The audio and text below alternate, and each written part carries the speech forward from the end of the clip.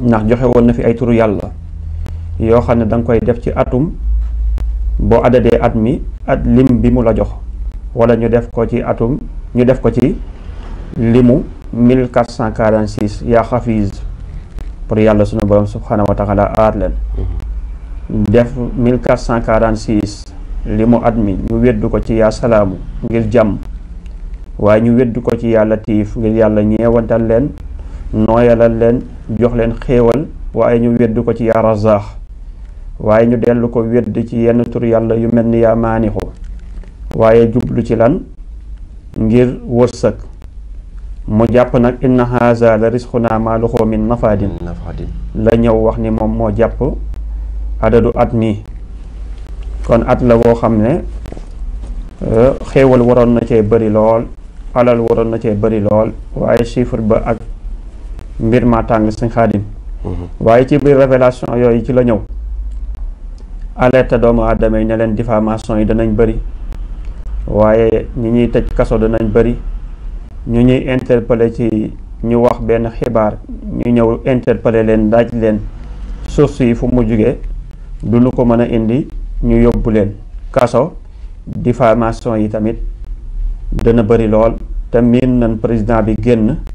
wax ci loolu misaan bi alerté woon ni dana lëmbe at mi ñu nekk bu demee ba président de la république génn am nu mu ca waxee ci ndax dañuy bàyyi rek lu waay neex wax lu waay neex waxal nit PM génn tamit waxaat nu ni mel ba assemblée rek ñëwaat na ci nu mel kon loolu la misaan di gis ba mu koy jug nag di ko wax li tax ñu bari di wax ne duñu comprendre mooy moom du waxal jamono jooju la dafa résumé at mi yépp xam nga 12 mois nga résumé ko ci loo xam ne weer wa mu war a xew esseegul wala jamono ja mu war a xew esseegul ca fan ya bu boobaa nit ñi duñu mën a comprendre parce que misaan bi daf leen rawee ay weer waaye lu ñu gën a dem rek dañuy dem ba toll ci jamono joo xam ne suñ ma ci interpellé rek mooy tax ma naan demaat leen ci waxtu sàngam ak heure sàngam waxoon naa ko bu ngeen demee rek moo nekkaat di viral wala mooy actualité bi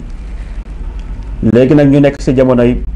ñuy interpellé ñu bari ñoo xam ne tey ñi nga ci kaso bi kenn waranteetul li nga xam ne misaan bi waxoon na ko waaye nee naa leen misaan moom forme lay xool fond ba lay xool waaye du xool forme forme ba nag procureur bi mu génnee dafa wax ni dañuy àtte ba xool ba xam ndax ñii ñoom la wala du ñoom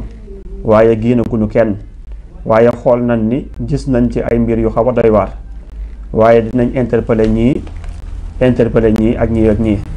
misaan bi waxoon ni ñenn ñi dinañ leen woo bàyyi leen ñu dem déglu leen waaye ñenn ñi tamit danañ leen woo maanaam dugal leen ci kaso bi te loolu boobu ba léegi ñu ngi koy tàmbalee gis Sëñ Xaadim beneen bi ci topp nag ñenn ñi dañoo dugal benn caution boo xam ne dañ koo dugal pour jël ko teg ko di xaar ñu àtte leen su fekkee ne nag ñoo def état bi jël alal boobu waaye bu fekkee ne defuñu ñu delloo leen seen alal loolu foofu ba tey sénégalais yi desee nañ faa xaw a yeewu waale ci wet kon loolu tamit moo tax jar naa teeyaat moo tax mbiru amal gaamu forme misaan bi du ci wax waaye moom daal di wa def ak defut ñoo tooñ wala tooñut ñoo jël wala jëlut misaan bi dafay gis ni daal moom dugg dana am te falaa budda ni dana kaso yi dana fees dell moo taxoon jamono ci laabiram mu ne leen toll nañ jamono joo xam ne nañ ut gàllaaju kaso te nañuy daw di maytu waaye ku yaakaar ne diggante APR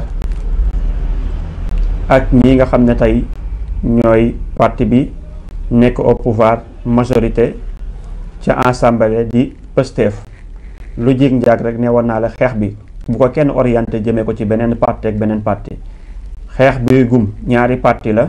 weesuwul am diw jàppal diw parce que li ko sabab chiffre bi leen séparé muy chiffre 3 ba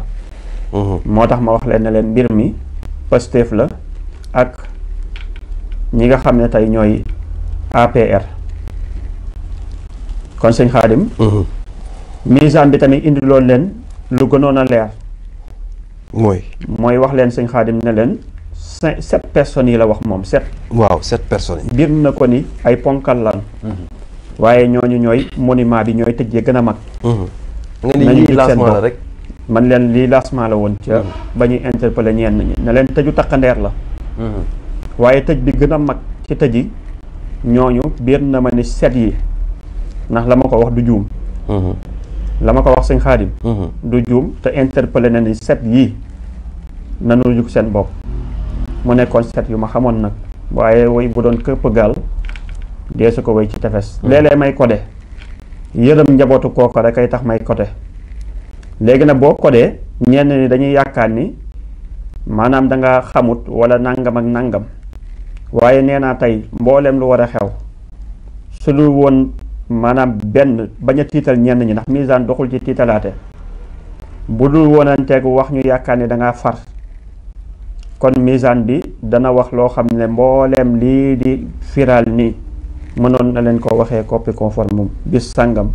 ci heure sàngam dinañ tëj diw suñu doxalaatee bis sàngam ba bis sàngam dinañ tëj diw bu ñu demee ba bis sàngam ak sàngam dinañ tëj diw ñu mu xam la seen tur ñu mu gisoon la bu leer ni rëdd baaraam yi leere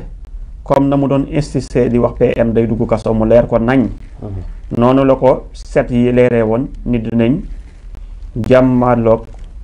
buur pour war a dugg waaye dama la waxoon ne la wa isa six naa badal naa am saalaxum tabdila nanu jug seen bopp ngir fànk loolu bi ñuy révélé it bëgguñu woon ñu dem ba histoire dañuy jox raison yi set yooyu sëriñ maam Cheikh doon wax ñan ak ñan la damaa bëggoon nag mu nekk loo xam ne ñooñu 7 personnes yi dañuy jug seen bopp ba loolu bañ leen a dal démb procureur génn lim 7 ministères 8 ministères yu mu lim 5 waaye 5 gum ci ñoo xam ne ñoom la ñu war a àtte fan sëriñ Cheikh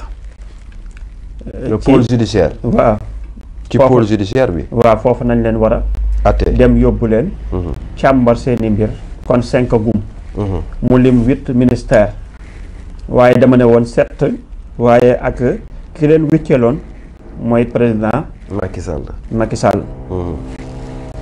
agum sax nag ndax nee naa dafa am ñenn ñoo xam ne boo gisee tax ma tuddee leen set yi moom danaa leen limal ñenn